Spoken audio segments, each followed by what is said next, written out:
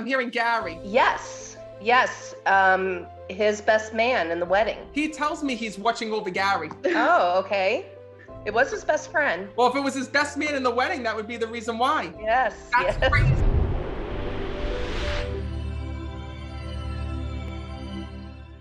What do you got wine over there? I'm drinking the wrong stuff. I got coffee. They got wine. Hi, Linda. How are you? Very good. Thank you. First of all, where are you from? Tavares, Florida. Oh, great. Well, first of all, I'm so glad that you're here. Thank you. Oh my God, there's so many people that are here. So right away, I keep hearing, I'm the father. I'm the father.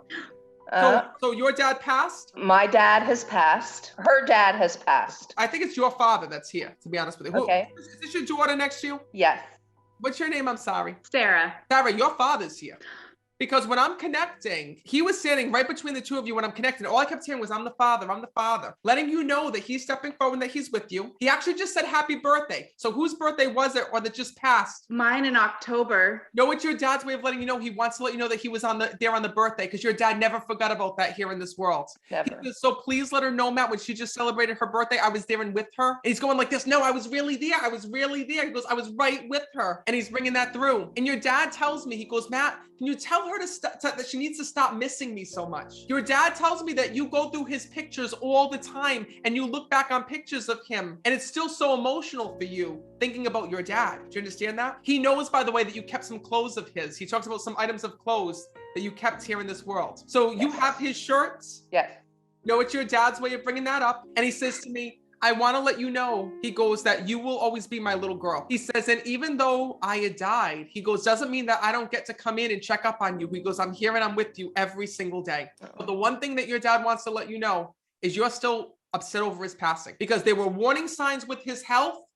And your dad tells me that the moment you found out that there were things that were wrong with him, you were on him like there was no tomorrow. Do you understand that? Yes.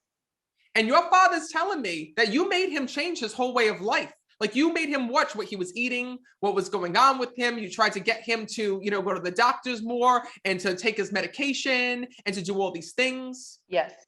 And I'm going to be honest with you. Your father said to me, if it wasn't for you, I would have died a long time ago, he tells me, because your father tells me that you gave him another chance. You need to know that. Here's what's so crazy. You would think that your father passed tragically here in this world in the way that he died, but he wasn't telling you all of the things that were going on in his body. He wasn't telling you about the pain that he was feeling, about the weird things that were happening, but you knew. So like him.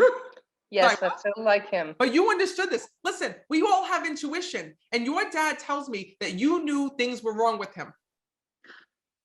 Yes. Literally right before, I think it was right before I got married, I was telling my mom, I was like, I feel like I need to guilt trip dad into going to the doctor and getting checked out, because I feel like I know something is wrong. And if I can be like, well, don't you want to meet your grandkids one day? Don't you want to do this one day? Maybe it would guilt trip him into getting to go to the doctor. And then like 2 months later was when he passed. But he did get rushed to the hospital, correct? Yes. He's talking about being rushed to the hospital when I'm connecting. And Yes. that's when he found out, because your dad thought he was coming home. He was stubborn. Yes. He said to me, I'm not going to die here. I'm going to come home. I'm going to be fine. I'm going to be all right. But then it was too late. And your father says to me that I'm so sorry you had to say goodbye to me the way that you did. Because literally it was a rushed goodbye. And that you were there with your father and he couldn't even speak or communicate, he's showing me.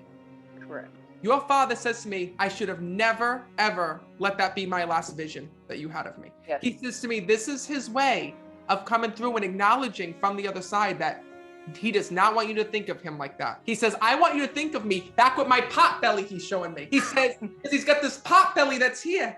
Your dad's on the other side. He was a big sweet eater. He used to love his sweets. And you know what he used to love? I know what he used to love because he's showing me. Your father's showing me the little drakes. You know the hostess grand things?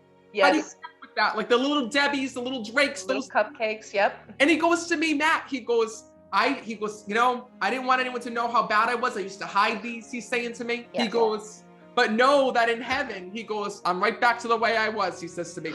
My belly, he goes, I'm looking good. He goes, because I didn't care how I looked. He goes, I cared how I felt. He goes, as long as I could eat what I want, do what I want. He goes, I was happy living life. Yes. And he's acknowledging that. So know that the one thing that your dad says to me is live your life. Live your life.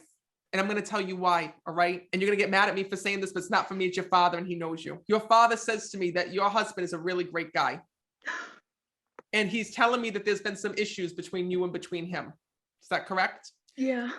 He says to me, the moment that your dad passed, everything went south in your relationship and your life with everything. And your dad says to me, I don't want to take her away from opening her heart. I don't want to take her away from living. I don't want to take her away from loving, because that's all you can still focus on. Even though you have kids and you're a mom and you're all these things, your dad's saying to me, I can't, I don't want to take her away from her life. It's funny you say that, because a couple of days after my dad had passed, I had looked at my husband, because we had only been married for about 2 months.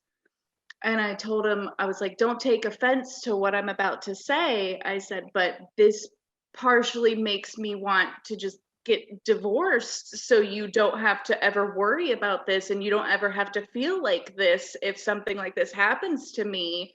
And you can just be with whoever that could live longer or be happier just without me. I don't want you to feel this kind of pain. Your father tells me your husband loves you. He does. But he tells me that what's been going on between you and him is he doesn't know how to help you. Yes. And the only person that could help you today is your dad. So he says to me, those thoughts and feelings that you were feeling about your husband have nothing to do with him. Your husband's telling me he likes, excuse me, your father's telling me he likes your husband. He's a great guy. He's telling me they have to do with you. So let him go. Let him go. Meaning let the thoughts go, not your husband go. Also, is there Gary? I'm hearing Gary. Yes. His best man in the wedding. In our wedding. He's telling me. Her father was my husband. Well, I got that part, if you haven't noticed. Okay. He tells me he's watching over Gary. Oh, okay.